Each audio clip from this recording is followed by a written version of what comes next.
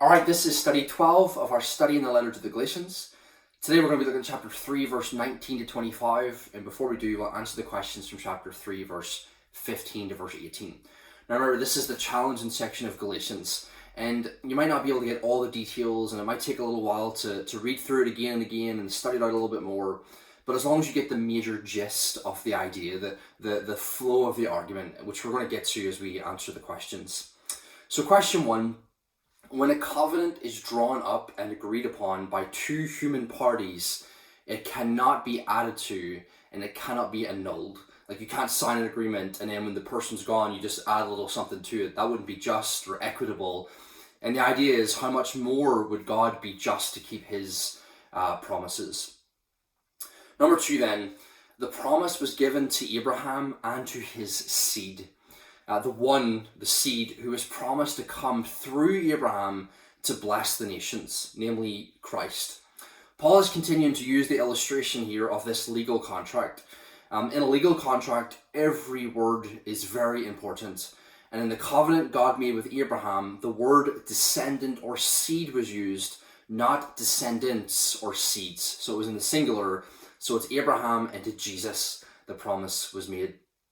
What is being explained here is that the promise lasts all the way from Abraham to Christ. Then question 3, the law was given to Moses 430 years after the promise. Since it wasn't part of the promise originally, it cannot be added to it and it cannot annul it. In other words, the law does not affect the promise. Abraham and Christ, and the law is in between, but it doesn't affect the promise. Then we get to question 4. The promise was a gift God graciously gave to Abraham.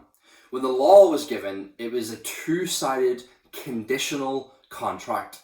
What that means is that Israel was to obey God and God was to bless Israel. You'll find that in Leviticus 6, verse 1 to 13. It was a conditional agreement made between the two people. If Israel disobeyed their part of the covenant, God was under no obligation to bless them then. So Israel and God signed, so to speak, the law contract in Exodus 24, verse 38. They both agreed upon the conditions of the law. The promise, however, is different. It was given to Abraham as one-sided and unconditional. And it's in Genesis 15. In Genesis 15, verse 1 to 21, God actually put Abraham into a deep sleep and signed the contract himself. So that means that Abraham didn't have a part to keep. God would simply keep his word that he gave to Abraham. Again, this is still complicated. I know it's a struggle to kind of get your mind through this stuff, but the important part to stress is this. God gave Abraham and Christ a promise that the nations would be blessed by faith. The law has nothing to do with this promise, has not destroyed the promise, has not added to it, and has not taken away from it. That's really good news.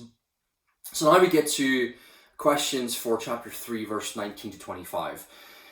Now, the natural question to ask then is, well, what was the point of the law? If the promise is still here and if it's still valid, then why bring the law in?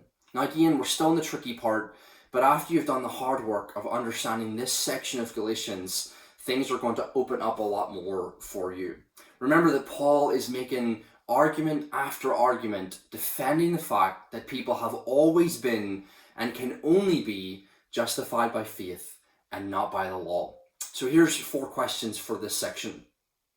Question 1, why was the law added? Chapter 3, verse 19 and 24. And see also Romans 3, verse 19 to 20, and 1 Timothy 1, verse 6 to 10. So why was the law added? Question 2, when was the law to last until? Chapter 3, verse 19 and verse 22 to 25. So we saw when the law came, 430 years after the promise, how long or when was it to last until? Question 3, how was the law given?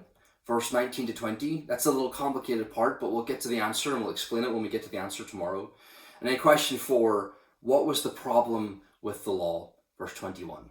God bless.